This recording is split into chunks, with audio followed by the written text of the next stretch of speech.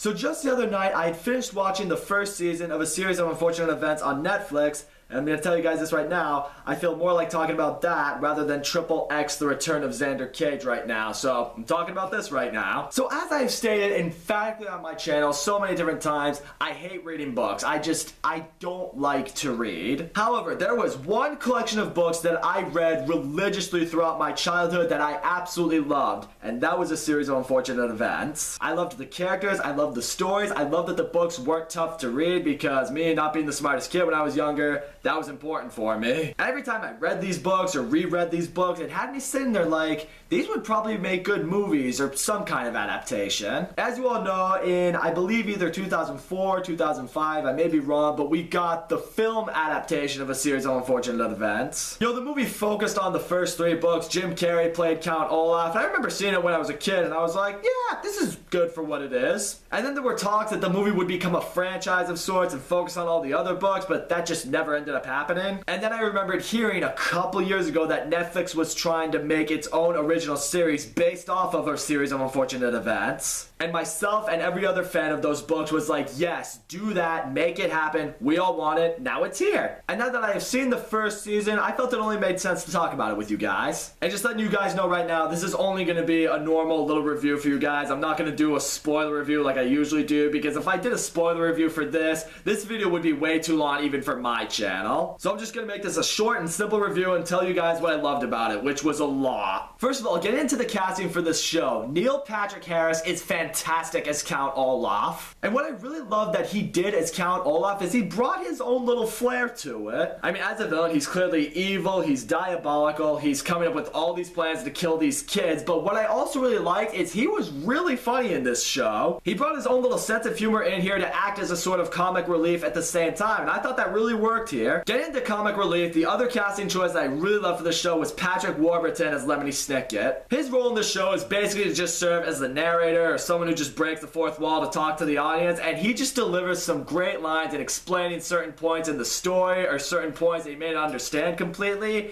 And it's honestly really awesome. It's like, I don't know if I'm laughing more at the stuff that he says is funny and because the timing is great, or because I'm just hearing Joe Swanson from Family Guy. Now we gotta talk about the kids in this movie, because the kids who play Violet, Klaus, and Sonny Baudelaire, they have to be good or this show's gonna fall flat. Luckily though, these three kids, they all do a really good job. I mean, the little baby who plays Sonny Baudelaire, she obviously had the easiest job because, you know, she's playing a baby. But the girl who played Violet, I really bought into her in this movie because I really love that she's smart. You can tell she has that inventor mentality, and I really love seeing the fact that she's the oldest of the children, that she does take on that leadership role. And also, the kid who played Klaus in this show, he did a really good job as well, because we know Klaus is a really smart kid who loves to read, you know, the polar opposite of who I am. But what I loved is the show didn't make him this annoying know-it-all bookworm. You know, he's smart and he makes a lot of these points that are really clever throughout the show, but it's never in your face to the point where you're just like, dude, shut up, we don't care. The show found that common ground with his character, and I'm really glad that they did. But what this Netflix series also does really well is the first season bases off the first four books: The Bad Beginning, The Reptile Room, The Wide Window, and The Miserable Mill. And what the series did that I really liked is each episode is about an hour long, and there are 8 episodes to a season, so essentially they took each book and split it into 2 episodes. Because the biggest complaint you hear about movies that are based off books is fans will tell you, it's like, oh, I didn't like this because they didn't have that, or they shortened this, they didn't include this. This series knew that by splitting each book into 2 separate 1-hour episodes, they can include a lot more than you could in a movie. That means you can stay true to the content of the books, and the fans will be really pleased and happy over it. And also, what I really love is the tone of this show is really great for what the series is about. I mean, sure, it has that dark role because it builds on these children who lost their parents in a fire, and there's this evil maniac trying to kill them to get their fortune. So yeah, it has that dark tone at times for sure, but other than that, it's quirky, it's weird, but a good weird. It's really funny at times. And it does a great job at really making you buy into the orphan's misery in the fact that they have to deal with Count Olaf trying to kill them, you know, showing up in his various disguises disguises and just how much of an idiot all these adults are and not picking up on it. Honestly, if I were one of the orphans, I would just be like, you know what, none of these adults clearly give a shit. Let's kill Count Olaf before he kills us, because I don't want to lose our fortune to this guy. It is smart though in the fact that the show plays on the fact that just nobody ever listens to children, no matter how right or how on point they could be about something. Just